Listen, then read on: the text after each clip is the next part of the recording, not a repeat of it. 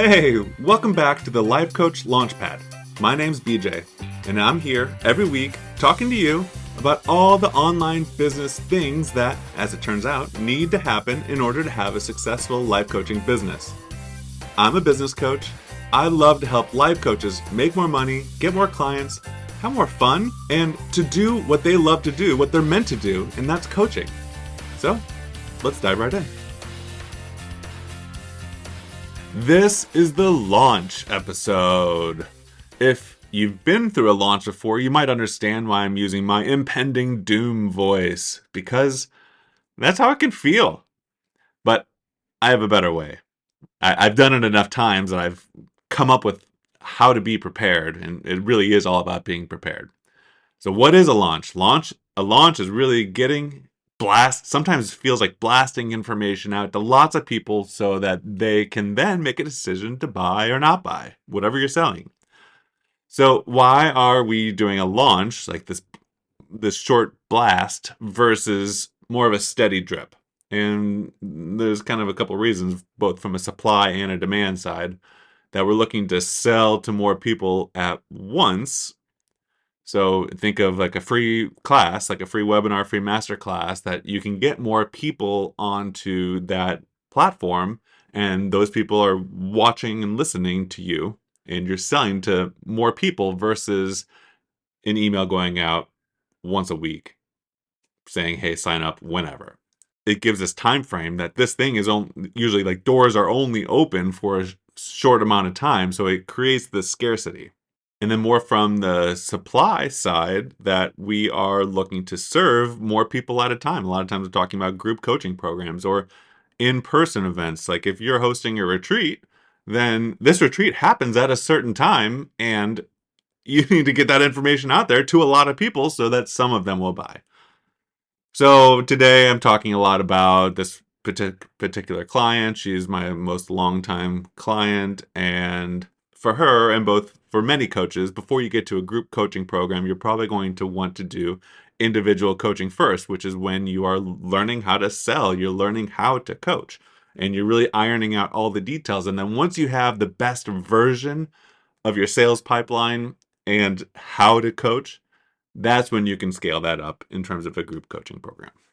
But yeah, an individual coaching business can be so simple.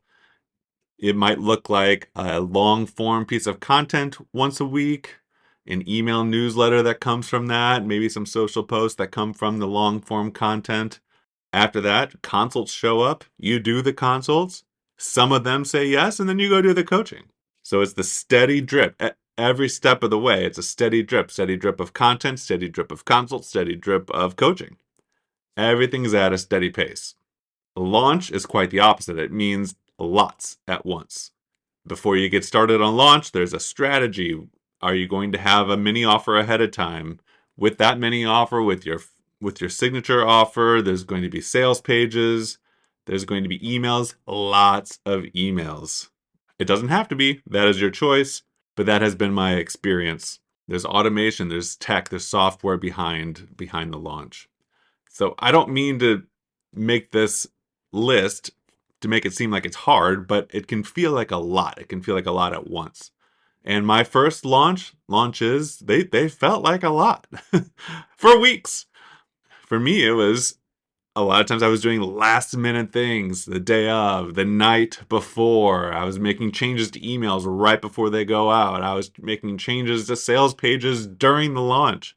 I'm not going to say I'm always past that, but with preparation, there's a lot you can do so that there's less of it. And that really is the biggest trick to making it feel less overwhelming, is getting as much done ahead of time as possible. So that when you're in the launch, you're just executing.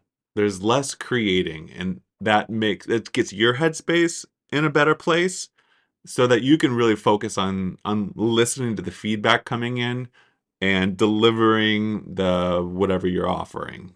So in terms of managing the launch, here's how I do it. It really comes down to this master spreadsheet. I use Google Sheets that lists all the emails and tasks that need to be done. There's along the columns, so along the horizontal axis on the top, there's just one column for each day. In one of the first columns, I have the list of all the emails, all the tasks that need to happen, so that each cell represents a specific task on a specific day, or an email that goes out is scheduled for a particular time. I have yellow cells that represent events such as days of the mini program or free masterclass or doors closed first class of the actual program, etc. And by the way, I'm going to describe all this, but it's going to be way easier to actually see. So I'm going to have the spreadsheet available at bjbutler.com/014. This is episode 14, so 014.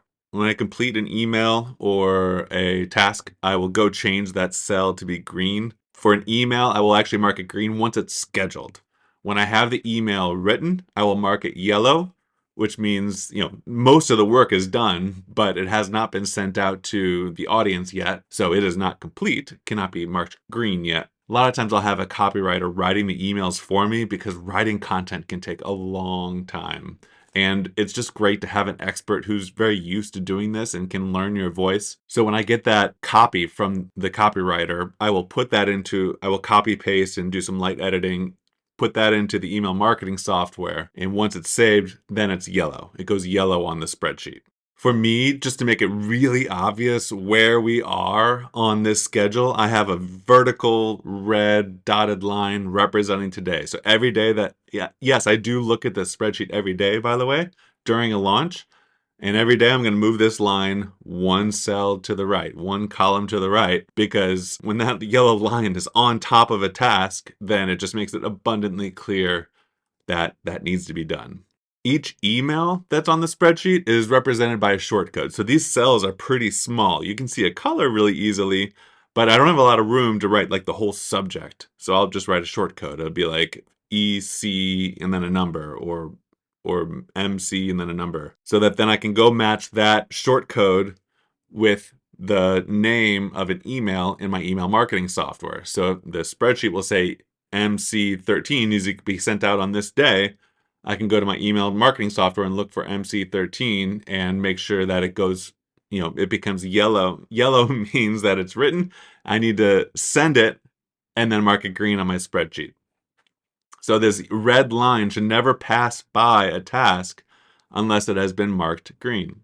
I know talking about these, marking it from yellow to green, is really hard to hear verbally. It makes a lot of sense when you go see the spreadsheet. And also this is total process stuff. This is, as a manufacturing engineer, I was just an expert at processes, because in this case, I'm looking at the spreadsheet every day.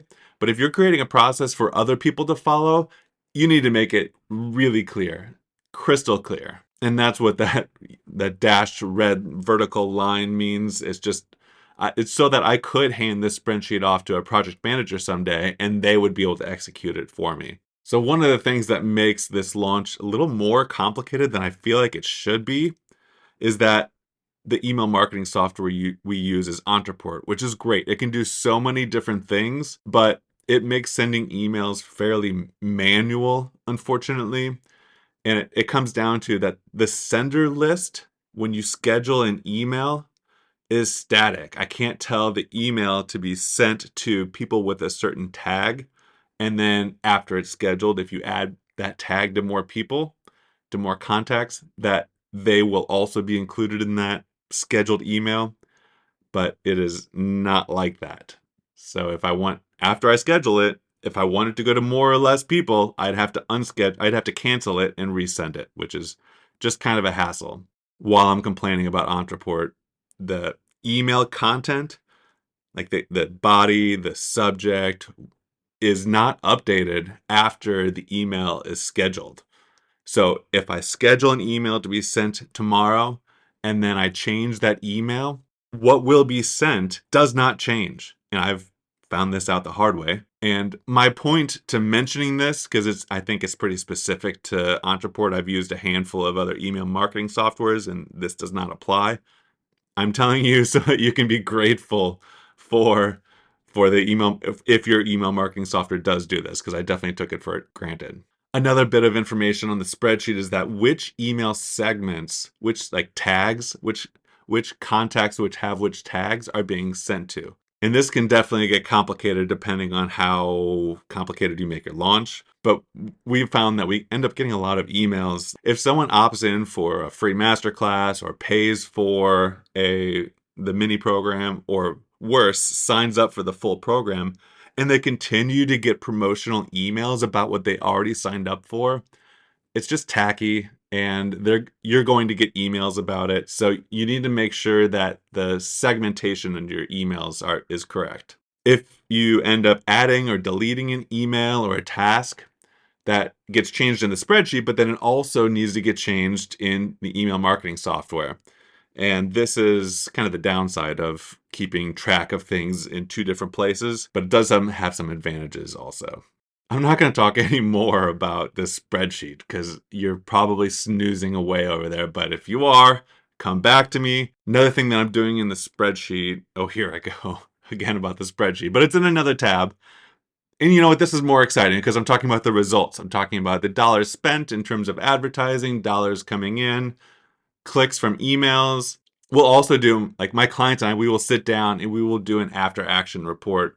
What worked well, what didn't, what would we want to change next time? Because you will forget all about this. There will never be a time where this information is fresher in your mind. The best time to go over this is right at the end of the launch. I would say the spreadsheet is really the biggest source of staying organized in terms of my folders. I use Mac, so I'm in Finder. Keep my folders really well organized so that I can go through and easily find information from past launches, because there's a lot of graphics that get created and files that just have to be managed. We often have free workbooks that come out. Okay, I'm going to leave it at that. Go check out the spreadsheet at bjbutler.com/014. It's just /014. And if you need any help with your launch or have questions about how best practices for a launch, let me know. I'll see you next week.